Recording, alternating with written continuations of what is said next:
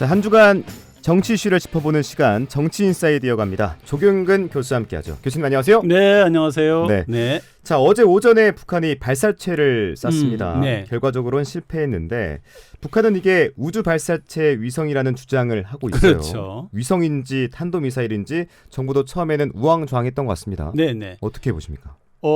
일단 우리가 신문이나 방송에서 이런 얘기를 계속 하는데 우리 시청자분이나 청취자분들이 네.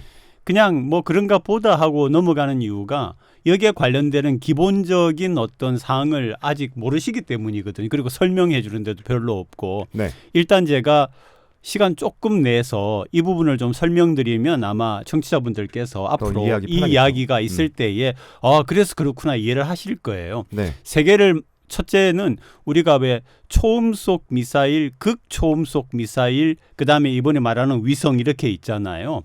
초음속 미사일과 극초음속 미사일은 대개 대기권 안으로 날아가는 거예요. 그러니까 초음속은 대개 시속이 한 1200km니까 쏘았을 때에 물론 초음속 미사일이 미국까지 가기가 어렵습니다. 너무 거리가 멀어서. 그런데 그냥 가상적으로 미국까지 간다고 생각할 때 이 거리를 따지면은 5시간 이상 걸리죠. 미사일이. 네. 두 번째로 극초음속은 네. 이게 마하 5 이상인데 마하 5 이상 같으면은 북한에서 미국에 쏜다고 할 때 1시간 정도 걸려요.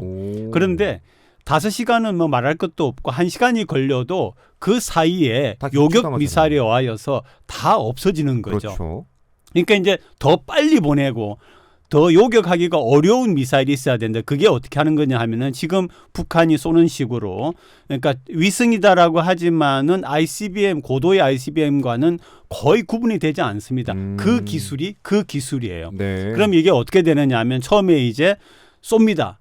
직각으로 위로 올라가죠. 어디까지 올라가느냐 하면은 대기권을 벗어나는 그래서 중력의 영향이 거의 없는 데까지 올라갑니다. 그렇게 올라가기 위하여서 연료가 필요하니까 1단계 연료통이 거기서 소진이 되면서 그걸 다 소진하면 그것도 무게가 있기 때문에 그걸 떨어뜨려야 되죠. 왜냐하면 그래야 무게가 줄어드니까. 그렇죠. 그럼 2단계 연료통이 다시 이제 발화가 되어서 계속 올라가는 거죠. 이렇게 올라가 가지고 대기권을 벗어나서 중력이 거의 미치지 않는 상태에서는 수평으로 이렇게 눕습니다. 미사일이.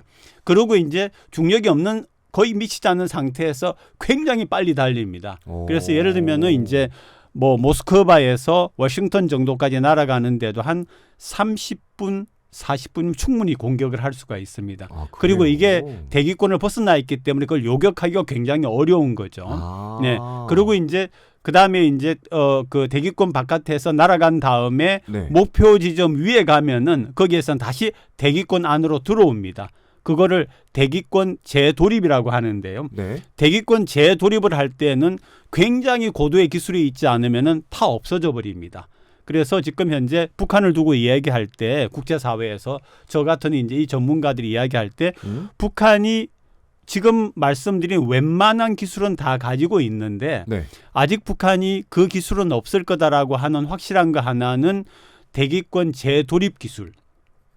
엄청나게 빠른 속도로 목표를 향해서 하강할 때에 타서 없어져 버리지 않는 그 기술을 과연 가지고 있느냐 하는 게 문제가 있고요.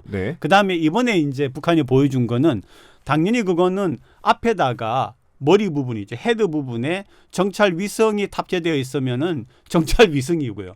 그다음에 거기에 핵폭탄 같은 게 있으면 그건 ICBM이죠. 고도로 된 아까 ICBM. 말씀하셨던 차이가 별로 없다는 게 차이가 거의 없어요. 그러니까 어차피 핵탄두를 만약에 미국을 향해 발사할 때도 방금 설명한 것처럼 중력을 뚫고 대기권 밖으로 올려서 수평으로 기울여 가지고 빠른 속도로 미국 상공까지 가서 다시 재도립을 해서 워싱턴이든 뉴욕이든 타격을 하는 거니까요. 똑같은 거예요, 기술은. 그런데 이번에 이제 그런 실험을 하는 단계에서 이게 또 어떤 실험을 하느냐 하면은 위에 헤드에 들어가는 중량의 차이가 있어요. 중량이라고 하는 거는 핵폭탄의 성능의 차이겠죠. 폭발력과 위력의 차이가 되는 거죠. 그래서 뭐 예를 들면 300kg, 500kg 이런 것들은 간단하게 올릴 수가 있지만은 이게 1톤, 2톤 이렇게 되면은 굉장히 무겁기 때문에 그리고 이거를 갖다 수직으로 지탱하는 힘이 고도의 기술이 필요한 거죠. 그렇죠. 그런 것들을 계속 북한은 중량을 늘려가면서 속도를 늘려가면서 이런 실험을 계속 하고 있는 거죠. 그러니까 우리가 북한이 뭐 ICBM을 가졌다 어쨌다 하는 거는 네. ICBM이라고 해서 똑같은 게 아니고 초보 단계냐 중간 단계냐 고도화되어 있느냐 북한은 계속 고도화해 나가는데 이번에 그 실험에서 어쨌든 그 1단계 추진이 내려오면서 아마 이 각도가 삐뚤어졌죠. 그죠? 그러면서 이제 이번에 실패를 한 거죠. 네. 말씀하신 것처럼 결과적으로는 실패를 했는데 네네. 북한도 공식 인정을 했고요. 네. 그런데 북한이 어제 쏜 발사체를 조선중앙통신을 통해 공개를 했습니다. 그렇죠. 이 발사 장면을 굳이 공개한 것은 이례적이지 않냐라는 평가도 있던데 어떻게 보십니까? 네, 뭐 그거는 자신감의 표현일 수도 있고요. 아, 그래요? 예, 두 번째는 우리가 이게 그 통신 위성을 탑재한 거다. ICBM이 아니다라고 하는 거를 그 사실 전문가들은 누구도 믿지 않는 거죠. 그게 그거이기 때문에 그게 보여주는 건데 저는 과시하는 거라고 볼 수가 있고요. 또 한 가지는 이제 아이쿠 뭐 하나 떨어졌으면 어떻게 하는데 네. 사실 이거를 이제 만들어가는 단계에서 한 개만 만들지 않습니다. 아, 여러 개 같은 만들어요? 거를 두 개 혹은 그 이상 만들어 가지고 하나가 실패했을 경우에는 실패한 부분에 대해서 수정 보완에 들어가서 다시 발사하는 거죠. 그래서 북한이 곧바로 우리가 발사할 거다라고 한 이유가 거기 있는 거예요. 아, 네네. 그럼 조만간 또 다른 도발이 그럼요. 이뤄질 가능성이 매우 아니, 크겠네요. 똑같이 이제 두 개를 똑같이 예를 들어 만들었다라고 하면은 네. 하나가 어디에서 실패했다가 이번에 발견되지 않았습니까? 그렇죠. 그럼 그 부분을 수정해 가지고 다시 발사를 하는 거죠. 네. 자, 어제 서울에 거주하는 분들은 이제 네. 사이렌 소리에 뒤어 또 날라온 문자까지 네. 많이 놀랐었다고 하는데 서울시가 먼저 문자를 보냈습니다. 네. 경보가 발령됐다. 대피하라 이런 내용이었는데 그리고 20분 뒤에는 또 행안부에서 네. 서울시가 발송된 건 잘못된 거다. 이렇게 네. 정정을 했어요. 오세훈 시장은 뭐 과잉 대응일 수 있겠지만 오발령은 아니라는 입장. 네. 그럼 이게 한쪽은 대피하라고 하고 한쪽은 아니라고 하고 어떻게 해야 되는 겁니까? 자, 이렇게 보시면 좋을 것 같아요. 잘못된 거는 두 가지가 있습니다. 하나는 같은 정부에서 네.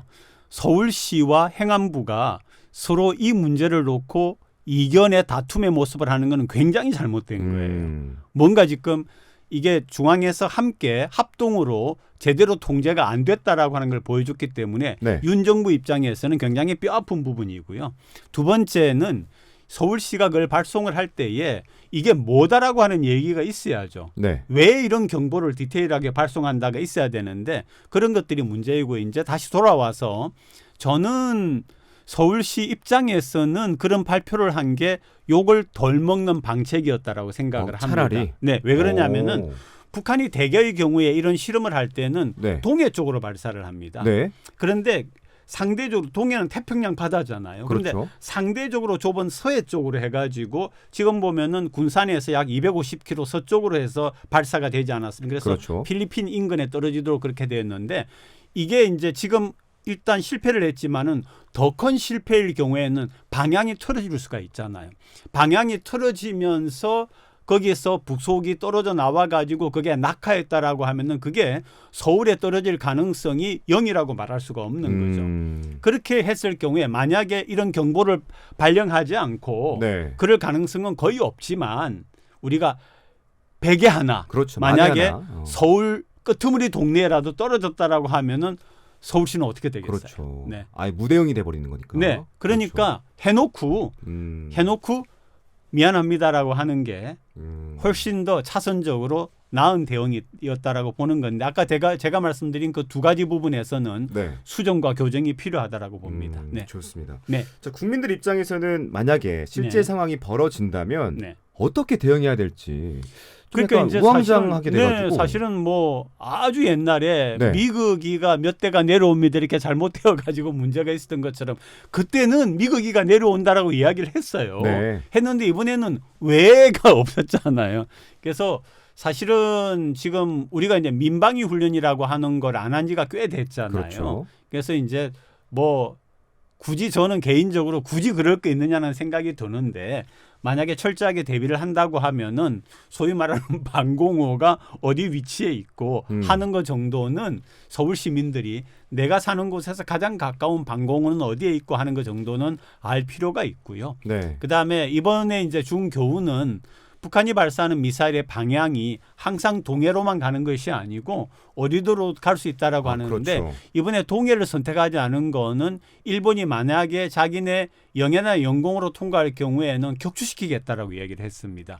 그리고 지금은 일본이 혼자가 아니라 미국 및 한국과의 그런 방어에 대한 동맹 관계가 강화가 되어 있잖아요. 그렇죠. 그런 점이 아마 북한으로서도 서해 쪽으로 발사할 수밖에 없는 그런 부담이 좀 있었을 거라고 봅니다. 만에 하나 네. 일본을 넘어서 동해 쪽으로 발사했을 때 음흠. 우리나라와 일본과 미국이 함께 격추시키는 모습이 연출됐다면 북한 입장에서도 굉장히 뼈 아프지 않았을까요? 네, 네. 그런데 이제 그거는 일본의 영공이나 영해를 네. 이렇게 지나갈 때에 있는 얘기인데 아마 그래도 그것도 뭐 피했겠죠. 뭐 피하려고 할 겁니다. 왜냐하면 지금은 말하자면 한미일 동맹을 시험하는 거다라고 볼 수 있는 그런 상황이 되어 있기 때문에 북한으로서 굉장히 신경을 쓴 것 같습니다. 네. 네. 이번에는 우길기 관련된 얘기 네, 한번 네, 여쭤보겠습니다.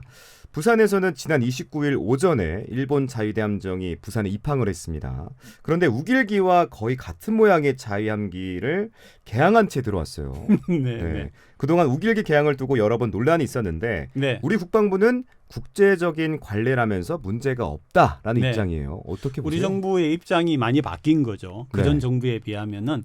그런데 이제 최근에 제가 파친코라고 하는 책을 읽어봤어요. 네. 거기에 주인공이 한 대사가 몇 페이지인가 나와 있습니다. 주인공이 일본의 관료와 일본의 행정과 일본의 공직자에 대해서 이야기하는 부분이 있습니다. 네. 가장 어려운 것이 일본의 그들이 가지고 있는 생각을 바꾸는 거다.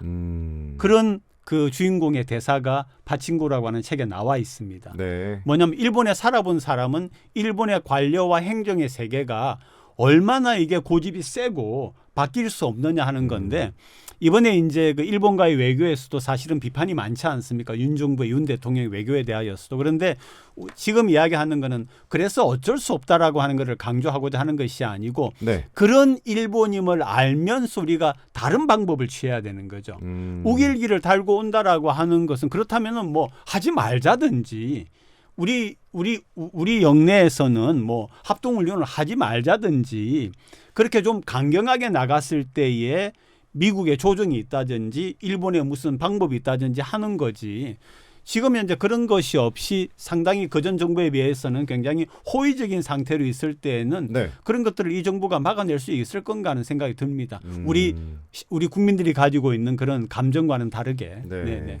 그래서 약간 국민 감정 정서는 좀 배려해야 되지 다르죠. 않을까, 좀 네. 알아야 되지 않을까라는 생각이 들어서 네, 뭐 안타까움도 없지 않아 지금 정부 있습니다. 같은 경우에는 그런 것들보다는 네. 뭐 일본과의 관계를 개선하는 것이 국익에 더 도움이 된다라고는 입장을 갖고 있기 때문에 네. 뭐 그런 결정을 내린 것 같습니다. 네. 오늘은 여기까지 듣도록 하겠습니다. 네네. 지금까지 조경근 교수와 함께했습니다. 교수님 오늘 말씀 고맙습니다. 네, 고맙습니다.